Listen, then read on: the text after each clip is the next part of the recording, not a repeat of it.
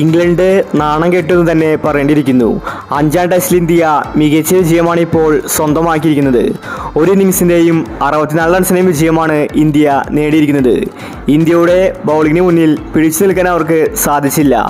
ഇന്ത്യക്ക് second innings കളിക്കേണ്ട ആവശ്യം പോലും വന്നിട്ടില്ല. അതിനേക്കാൾ മുൻപ് ഇംഗ്ലണ്ട് ഓൾ ഔട്ടായി. ഇത്രയും മികച്ച വിജയം ഇന്ത്യ നേടുമെന്ന് ആരും കരുതിയില്ല. അപ്പോൾ ഇന്നത്തെ കളിയെ പറ്റിയാണ് നമ്മൾ ഈ ഒരു വീഡിയോയിൽ നോക്കുന്നത്.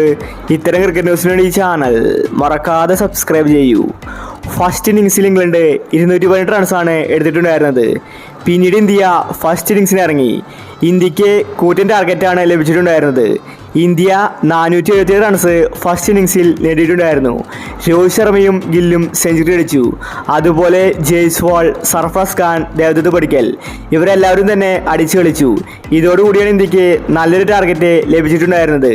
പിന്നീട് ഇന്ന് ഇംഗ്ലണ്ട് സെക്കൻഡ് ഇന്നിങ്സ് ആരംഭിച്ചു. ഇംഗ്ലണ്ടിന് തുടക്കം തന്നെ പിഴയ്ക്കുന്ന കാഴ്ചയാണ് കാണാൻ സാധിച്ചത്. അവരുടെ ഓപ്പണർ തന്നെ ഡെക്കിൽ പുറത്തായി. ഇന്ത്യയുടെ ബൗളിങ്ങിന് മുന്നിൽ പിടിച്ചു നിൽക്കാൻ അവർക്ക് സാധിക്കുന്നുണ്ടായിരുന്നില്ല. പിന്നീട് പൊരുതിയത് ജോ റൂട്ട് മാത്രമാണ്. റൂട്ട് ഇന്ന് 84 റൺസ് എടുത്തിട്ടുണ്ടായിരുന്നു. അതുപോലെ ബെയർസ്റ്റോ 39 റൺസും എടുത്തു. എങ്കിലും അവർക്ക് അധിക നേരം പിടിച്ചു നിൽക്കാൻ സാധിച്ചില്ല. ഇന്ത്യ ബൗളിങ്ങിൽ വരിഞ്ഞു മുറുക്കി. പ്രത്യേകിച്ച് അശ്വിൻ്റെ സ്പിൻ കെണിക്ക് മുന്നിൽ ഇംഗ്ലണ്ട് മുട്ടുമടക്കി. അശ്വിന് ഇന്ന് 5 വിക്കറ്റാണ് ലഭിച്ചിട്ടുണ്ടായിരുന്നത്. അതുപോലെ ബുംറ, ജഡേജ ഇവർക്ക് 2 വിക്കറ്റ് ലഭിച്ചു. ഇന്ത്യയുടെ ബൗളിങ്ങിലെ വജ്രായുധമാണ് അശ്വിൻ.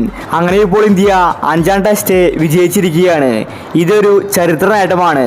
ഒരു ഇന്നിങ്സും 64 റൺസിനുമാണ് ഇന്ത്യ കളി ജയിച്ചിരിക്കുന്നത്. ഇംഗ്ലണ്ട് ശരിക്കും ഈ ഒരു ടെസ്റ്റ് സീരീസിൽ നാണം കെട്ടു എന്ന് തന്നെ പറയേണ്ടിയിരിക്കുന്നു. ഇന്ത്യയുടെ മണ്ണിൽ വന്നിട്ട് ഇങ്ങനെ നാണം കെടുമെന്ന് ആരും തന്നെ കരുതിയില്ല. ഒരുപാട് പേരുകേട്ട ബാറ്റ്സ്മാൻമാർ അവർക്കുണ്ടായിരുന്നു. 5ാമത്തെ ടെസ്റ്റ് ഇത്രയും വേഗത്തിൽ ഇന്ത്യ ജയിക്കുമെന്ന് ആരും കരുതിയില്ല. അപ്പോൾ ഇത്തരം ക്രിക്കറ്റ് ന്യൂസിന് വേണ്ടി ഈ ചാനൽ മറക്കാതെ സബ്സ്ക്രൈബ് ചെയ്യൂ.